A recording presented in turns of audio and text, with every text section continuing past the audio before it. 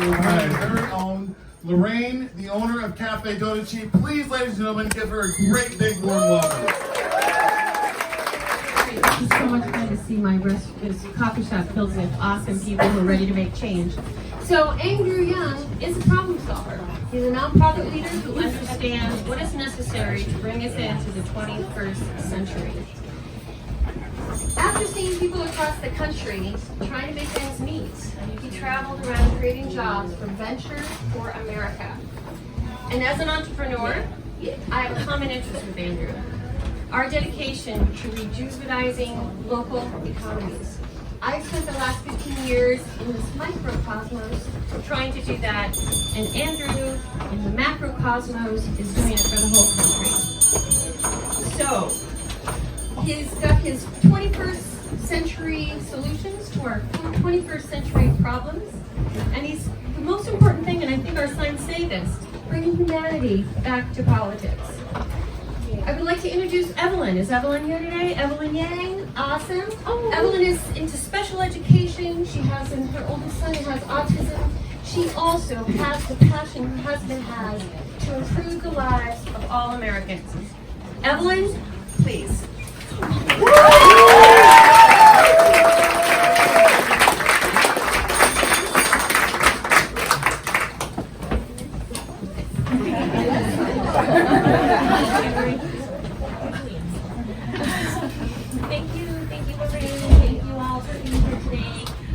It's such a pleasure to be here. I was looking forward to joining Andrew on the trail this weekend because I knew it meant I would meet so many more Iowans. You guys are a really powerful group.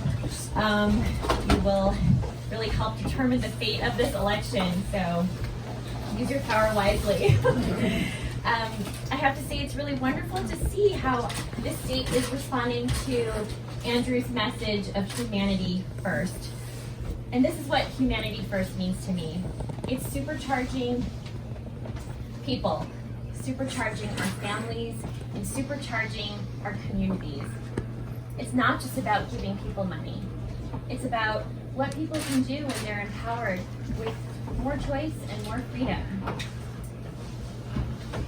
We all want the ability to help ourselves, not just to help ourselves, but to help each other.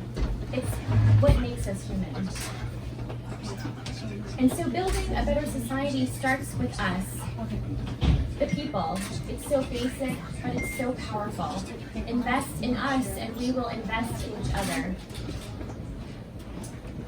There are so many families who are just scraping by, and that is terrible for humanity. It's when we get trapped in fear and doubt and stress. What this campaign offers is a new way forward. It's a movement that suggests that people have value no matter their race, their gender, or their paycheck. It's reframing everything and turning politics as usual on its head. And people are paying attention because we know the real value in this world is when we put humanity first. So thank you all for coming again, for supporting this movement. I thank you from the bottom of my heart, and now I'd like to introduce the next President of the United States.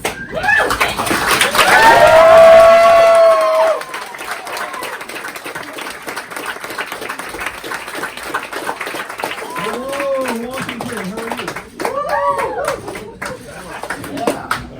How lucky a guy am I? Very, very fortunate. Oh, look, I've got a block. So I snuck in the back entrance, and there was a birthday party in the next room. And so then I wished the birthday girl a happy 95th birthday. And then they said to me, her family said, she's a Democrat. And I said, I would have wished her a happy birthday regardless of it. 95 is 95. It's a pleasure to be here in Washington. This campaign has taken off in the last number of days, and it's because people see that we have to take our government back from the corporate interests that have unfortunately run the place for far too long. Now, I'm not a career politician, most of you know that. I'm an entrepreneur and problem solver who spent the last 7 years running a nonprofit that helped create thousands of jobs in Missouri, Ohio, Michigan, Alabama, Louisiana. And I was blown away by the gulf between different parts of our country, where you see what's happening and it's more extreme than ever. But I was still stunned when Donald Trump became our president in 2016. Now, if you're here today, how did you react? Tears, dismay, fear, shock, disbelief. Me too. I saw this happen with Evelyn. We were watching, and after the shock wore off, to me there was this giant red flag where tens of millions of our fellow Americans decided to take a bet on the narcissist reality TV star as our president. And if you were to turn on cable news over the last number of years, why would you think that he won in 2016? Russia. Apathy, Russia, sexism, racism, Ukraine. money, Facebook, James Comey, Hillary Clinton, emails, all mixed together into some kind of toxic brew. But I'm a numbers guy, and when I dug into the numbers, I found a clear explanation that, to me, is the most powerful, direct reason why Donald Trump won. It's that we blasted away 4 million jobs in the manufacturing industry that were based primarily in Michigan, Ohio, Pennsylvania, Wisconsin, Missouri, and 40,000 right here in Iowa. I've been to the manufacturing towns that lost their jobs here in Iowa. And after the plant closed, the shopping district closed, people left, the school shrank, and that town has never recovered. I saw that same pattern play out in communities in Michigan, Ohio, Pennsylvania, Missouri. And if you doubt that this is why Donald Trump won, there's a straight line up between the adoption of industrial automation in a voting district and the movement to Trump. It's the strongest correlation anyone can find. And unfortunately, what we did to those jobs is not stopping. How many of you have noticed stores closing around where you live and work here in Iowa? And why are those stores closing? Amazon's soaking up $20 billion in business every single year, causing 30% of our stores and malls to close. Most common job in our communities is retail clerk. Average retail clerk's a 39-year-old woman making between $8 and $10 an hour. What is her next move going to be when the store closes? How much did Amazon pay in taxes last year? Zero. Less than everyone here today. So that's the math, Iowa. 20 billion out, 30% of stores closed, you get zero back. It's not just the changes we can see in our retail stores or the self-serve kiosks at the CVSs and the grocery stores and the fast food restaurants. When you all call the customer service line of a big company and you get the software or bot, I'm sure you do the same thing I do, which is you pound 000, say human, until you get someone on the line. Raise your hand if that's what you do. Yeah, me too. We all do it because that software is terrible. But in 2 or 3 short years, the software is going to sound like this. Hey Andrew, how's it going? What can I do for you? It'll be fast, seamless, delightful, a little bit sexy perhaps. What is that going to mean for the 2.5 million Americans who work at call centers right now making $14 an hour?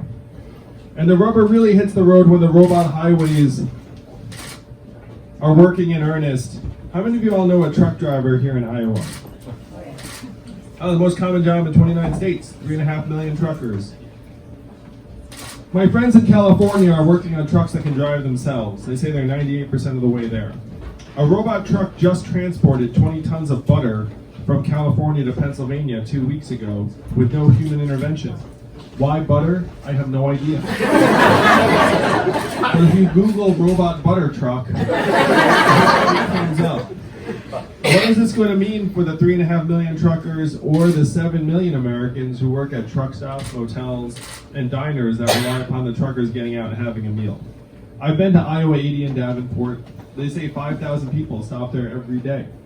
What is that number going to be when the trucks don't have drivers anymore? We're in the midst of the greatest economic transformation in our country's history, what experts are calling the 4th Industrial Revolution. When's the last time you heard a politician say fourth industrial revolution?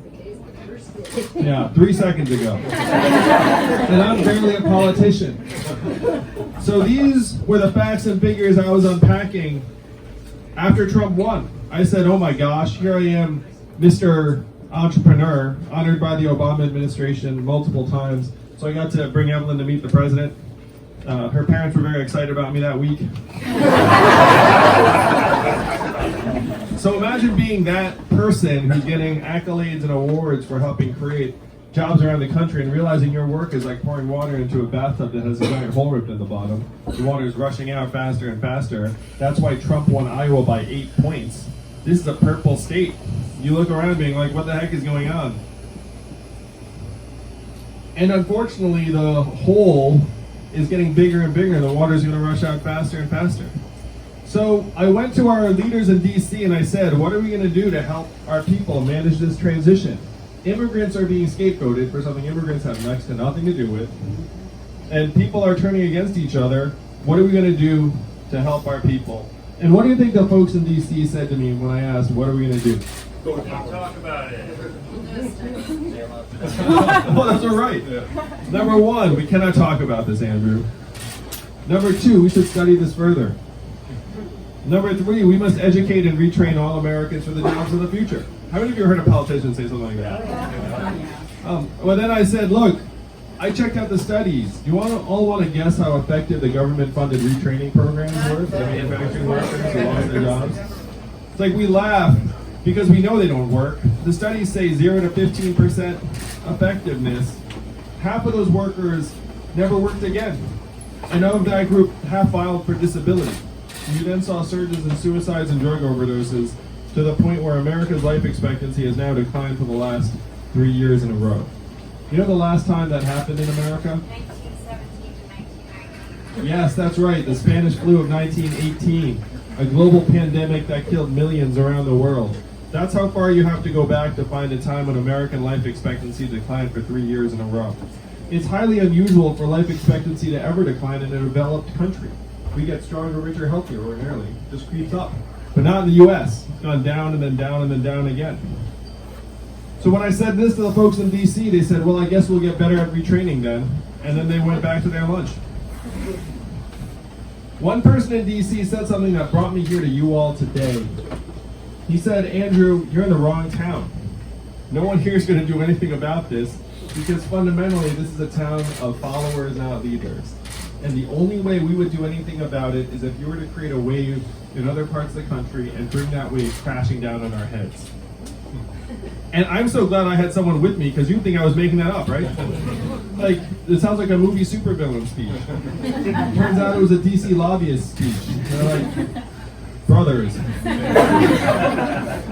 But I heard this and I said, challenge accepted. I will be back in 2 years with the wave. And that was 2 years ago, Washington. I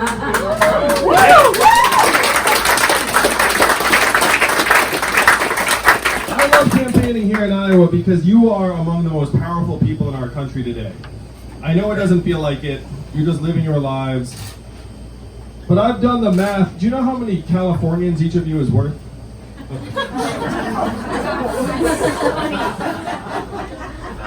1,000 each. What's the fire code here, Lorraine?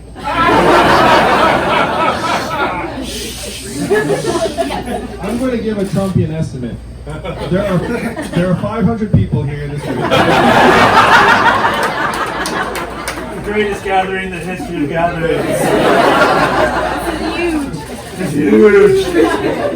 So let's say the fire code's 75. All right. So if there were 75 people here today, that would still be 2 football stadiums full of Californians.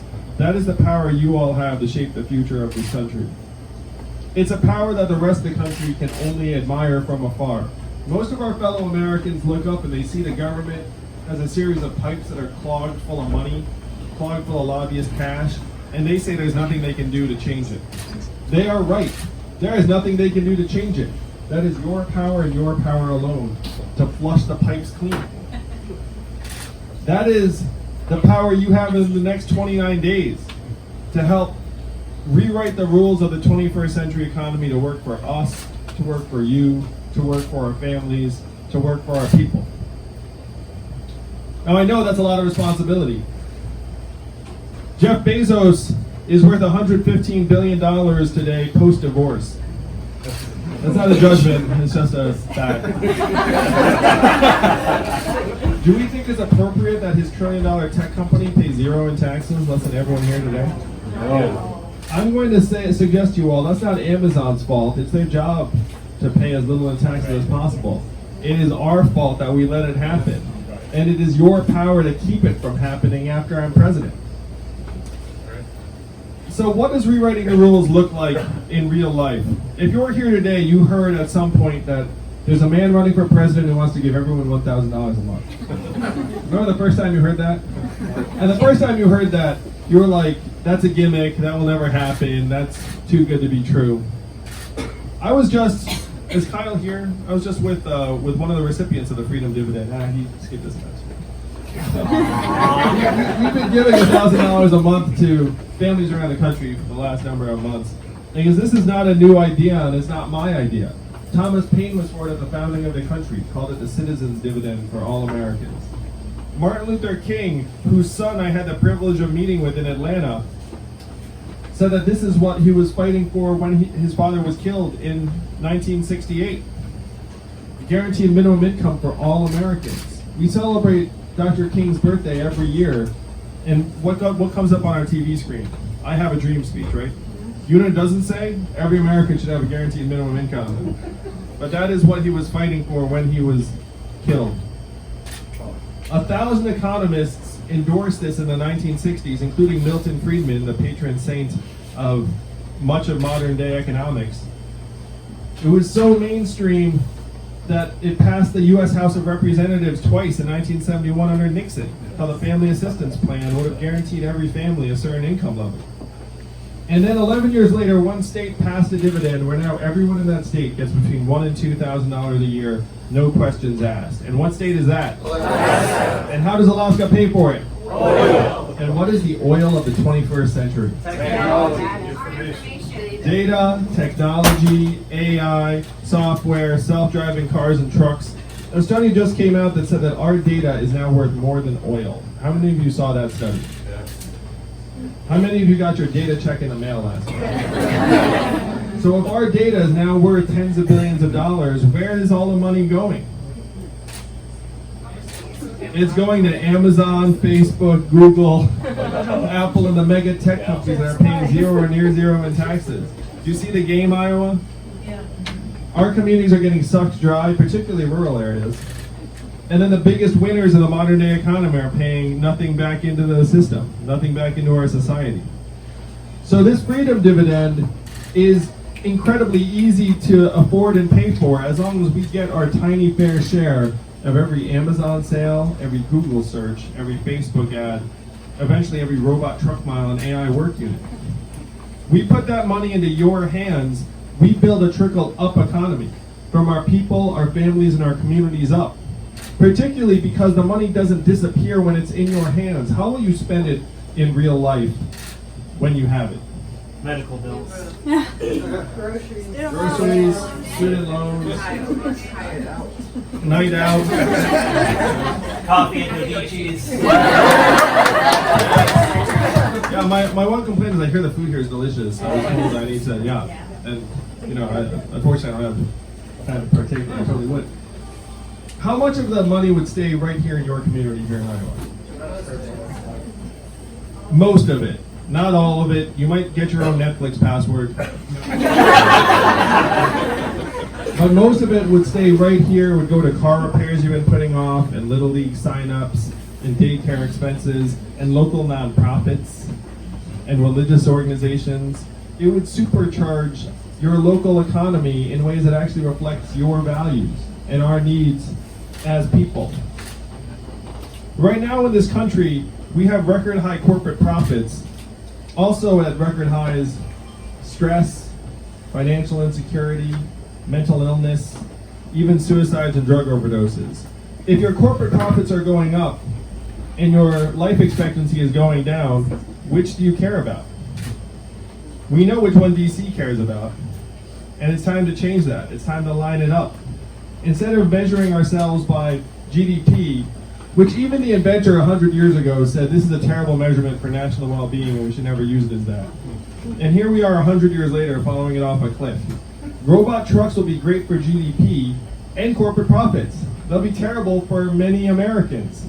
So what we have to do is stop measuring our economy through this capital efficiency and instead measure it by our health and wellness, mental health and freedom from substance abuse, proportion of Americans who can retire in quality circumstances, childhood success rates, clean air and clean water.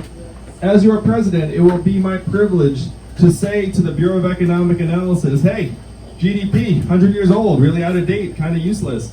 And we're now going to use this scorecard that tells us how we are doing, and I will report to you what the real numbers are every year at the State of the Union. Yeah. I'll be the first president to use a PowerPoint deck at the State of the Union. I know firsthand how messed up our economic measurements are, because how much is the work that Evelyn does every day with our two boys, one of whom is autistic, included in our economic measurements at the end of every day, every month, every year? Zero. And we know that's nonsense. We know the work she's doing is among the most challenging and important work that anyone will ever do. And it's not just Evelyn and stay-at-home parents around the country. It's caregivers who are taking care of aging loved ones. It's nurturers. It's volunteers. It's coaches. It's mentors. It's artists increasingly, because you can see that art is getting zeroed out in various ways. It's local journalism. Over 2,000 local newspapers have gone out of business in the last number of years because all the advertising revenue went up to the internet. And now we have thousands of communities that are local news deserts. You know what doesn't function as well when you don't have local news? Democracy. Because how the heck can you make informed decisions about what's going on in your community if there's no local paper? These are the things that we claim to value most highly in our lives. And yet the market is zeroing them out one by one. That is what you all have to change in 29 days. And when I talked to Evelyn about this campaign 2 years ago, she asked, how the heck could an idea that was so mainstream 50 years ago seem so far out and require the futurist Asian man to champion now in 2020? And I said to her that somewhere over the last 50 years, our country has been collectively brainwashed to confuse economic value and human value. That what the market says we are worth is what we are worth. If the market says you are valueless, then you have no value. That's how you have otherwise very good people saying that hundreds of thousands of coal miners should learn how to code, even though that makes no sense at all. The only reason why you would say that is if you thought that market value and human value were the same things, and you said, well, if the market thinks you have no value anymore, then we're going to have to turn you into something that does. And if we can't do that, then you're out of luck. That is what we have to change together, Washington. Because if we keep up on this race, we are all going to lose in a catastrophic way. And it's going to be even worse for our kids. Right now, if you were born in, well, not right now, but if you were born in the 1940s in the United States of America, first, congratulations, because that's pretty good already. It's like, yeah, it's already a pretty good run. But if you were born in the 1940s, there was a 93% chance you were going to be better off than your parents were. That's the American dream that brought my family here and Evelyn's family here. If you were born in the 1990s, you're down to a 50-50 shot. That is, and it's declining quick. That's why, how many of y'all are parents like me and Evelyn? That's why we have this sinking feeling that our kids are going to inherit a much less stable, secure future than the lives we have led. It's because we are right. They are inheriting a much less stable and secure future. This is what we have to change. We have to say the market does not know how much we are worth. We have intrinsic value as Americans and as human beings. That is the vision that you can take to the rest of the country and make real in 29 short days. We can assert our own power to retake our own government. And I hate to say it like that because it sounds a little bit reminiscent of some other figures who run for office over the last number of years. But the truth is that the United States capital, Washington, D.C., is somehow now the richest city in our country. What do they produce? Whatever they produce, business is good. It's a little too good, Iowa. We have to get a hold of the government and let them know it's still ours. It's still our country. We need you to caucus for this vision in 29 days. Donald Trump is our president today because he had a very, very simple message. He said he was going to make America great again. What did Hillary Clinton say in response? America already is great. I know, it's been a long 3 years, but it is about to end. That response did not work because the problems are real. We have to acknowledge the depth and reality and severity of the problems in our communities, but then we need real solutions that will help move the country forward. What were Donald Trump's solutions? Build a wall, turn the clock backwards, bring the old jobs back. You all know we have to do the opposite of these things. We have to turn the clock forward. We have to accelerate our economy and society to rise to the real challenges of the 21st century. We have to evolve in the way we think about ourselves and our work and our values. I am the ideal candidate for this job because the opposite of Donald Trump is an Asian man who likes math.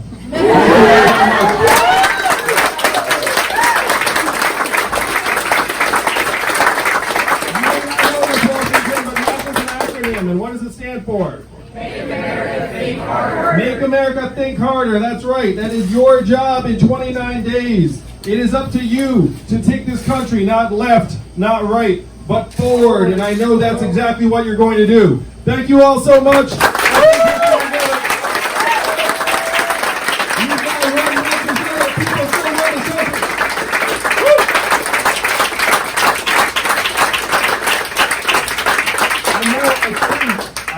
Some time for some questions, which makes me very happy. So, Miss. Yeah, please do. I'll even pass the mic. Hi, Andrew. I'm Anne, and I know you like math and science and engineering, and I was a teacher for 20 years. One of my children studied math in college, one studied engineering, but I'm also an atheist voter. And I think secular humanists will really respond to the slogan here, and I'm happy about that. My question for today is, as president, what specifically will you do to strengthen science education, including evolution, in our public schools? Well, first, let's give Anne a round of applause for all of them.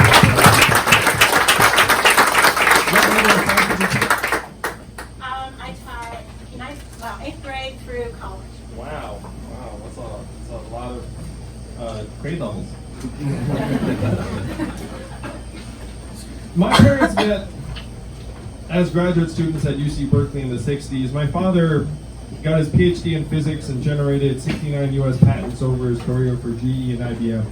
When I was a kid growing up, I thought everyone's dad had a PhD, so I'd be like, what's your dad's PhD in? And then I learned the hard way that wasn't true. They'd be like, here's what his PhD is. So I learned that one pretty quickly. And then when I got old enough to learn what a patent was, I was like, ooh, my dad makes patents? That sounds incredible. So then I went to him and I said, hey, Dad, how much do you get paid when you generate a patent? And I was like, it's going to be a lot, because patents sound really important. And then he said, maybe $200. And then I said, that doesn't seem like very much. And then he said, well, I also get a salary so I can feed, house, and clothe you and your brother. And I was like, oh, I understand how this works. So I say this because I have a very deep love of math, science. My family is all academics. My father, uncle, grandfather, and brother are all professors. I'm kind of the educational black sheep of the family, honestly. They were like, well, yeah. They're like, where's your PhD? So we have to do everything we can to strengthen math, science, and education across the board. So I'm going to speak at first to K through 12 education. Number one, we need to pay teachers more.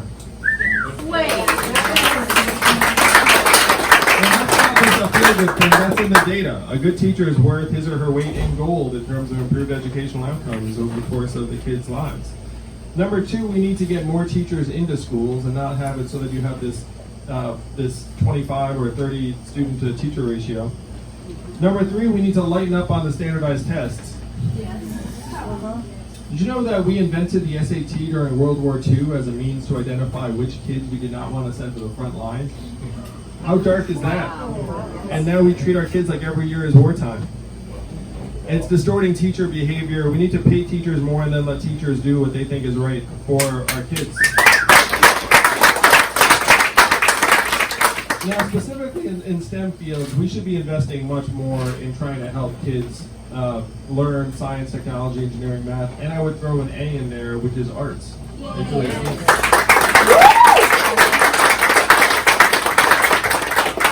And I'm friendly with a guy named Dean Kamen, who you might have heard of, who invented the Segway, which he's invented a lot of other stuff in addition to the Segway. But he also sponsors these national robotics competitions that start at the high school level. And his thought process was that we should have the same attitude towards roboticists and inventors that we do towards pro athletes. So he gets them together and then he has them compete against each other and he films the whole thing. And so that kind of elevation of STEM field is what I would love to make happen as president. I have to say, having like a guy with a math lapel pin who becomes president, I believe that I can help elevate rational thinking and solutions and data orientation in the public sphere at a very high level.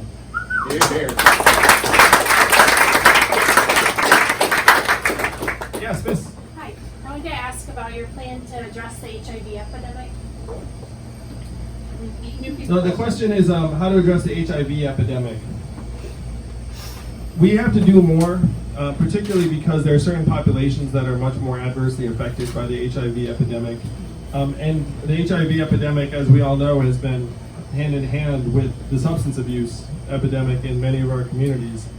8 Americans are dying of drug overdoses every hour in our country. And that's not an accident, unfortunately. It's a disease of hyper-capitalism run amok because certain drug companies profited to the tune of tens of billions of dollars and turned hundreds of thousands of our family members, friends, and relatives into people who are struggling with substance abuse. Because the government was so negligent and delinquent in terms of the spreading of the substance abuse problem, then we should own it and say, look, we're going to put the resources to work in our communities to help people get strong and healthy. And that even includes decriminalizing the use of certain drugs if it's because you're an addict. If you're selling, you go to jail. But if you get caught with drugs at a personal level, then we refer you to counseling and treatment instead of a prison cell. And I believe that in part because of a high school senior here in Iowa who said to me that his classmates have fentanyl patches on their arms because they're already struggling with addiction and what can we do to help them. And he said they would never go for help because fentanyl is illegal. And so I said, well, we have to make sure those kids get the help that they need. So number one, we have to invest in counseling and treatment for people who are struggling with drug abuse. And then for the HIV population, we should be subsidizing at the highest levels medication that would help keep it under control, because the advances in those medications have actually been very, very significant in the last number of years. This is one reason why we need a universal healthcare system, and we can get people at the drugs and treatments they need. One of the biggest frustrations I have with the conversation around healthcare is that people talk about like how are we going to pay for it, how are we going to pay for it. You all know we are already paying for it, right? We're paying for it in so many ways. We're paying for it by the fact that it's the #1 cause of bankruptcy. We're paying for it because people are having to make terrible choices between whether they can afford prescription drugs or heating oil or food. We're paying for it because it keeps us all from being able to switch jobs or much less start a business so hard to start a business in part because of the healthcare system. The healthcare system is not designed to make us stronger and healthier. It's designed to make drug companies, insurance companies, and device companies tons of money. So that's what we have to change. And if we change that, then we can get proper treatment to people who are struggling with HIV in a way that actually ensures a better result and better public health outcomes, as opposed to right now leaving everyone on their own.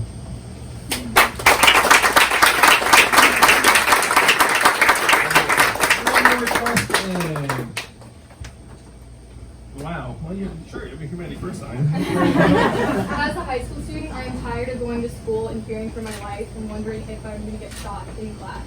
What are you going to do to protect us, basically?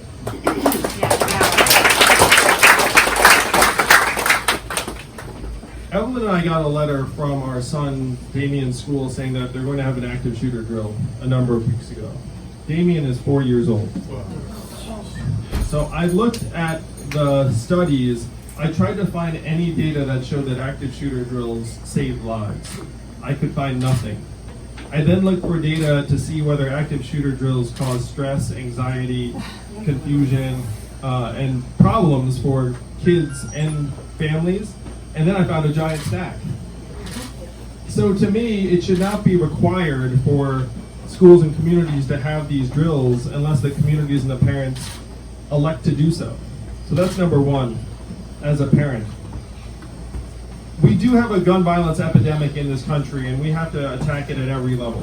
So the obvious place to start is breaking the stranglehold of the NRA and break the back of the gun lobby and try and pass common sense gun safety laws that the vast majority of Americans agree with.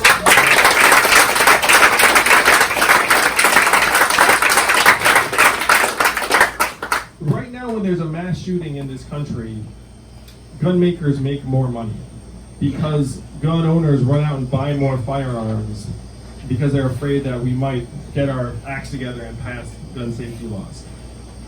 That's a very messed up set of incentives, because if you're a gun manufacturer, you're actually suppressing things that might make your gun safer.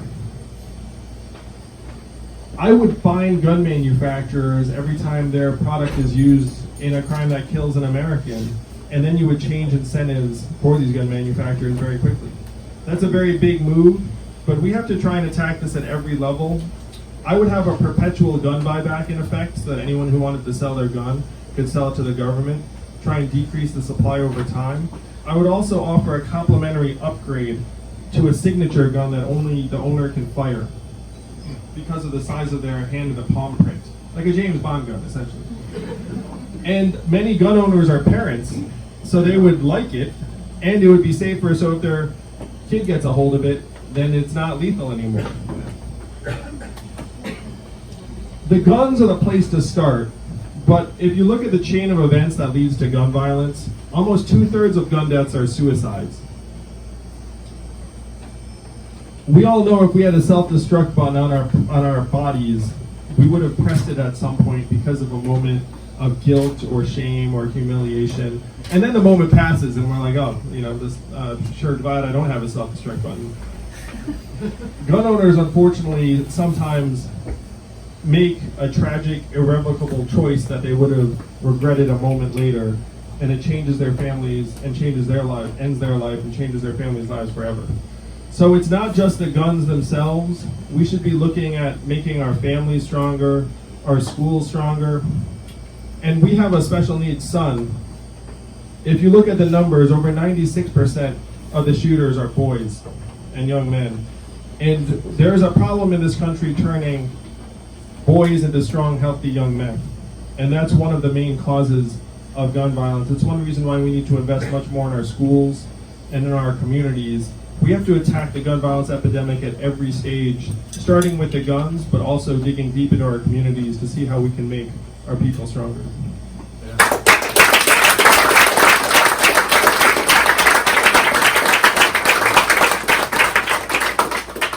Is it question or selfie time, team? We're going to do a press gaggle, and then we'll do some selfies. All right, thank you, Washington. Let's make it.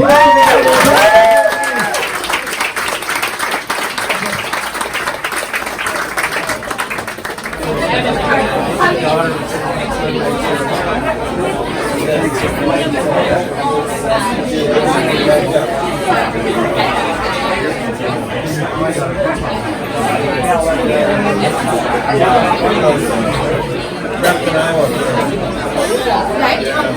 I transcribe what I need? Thank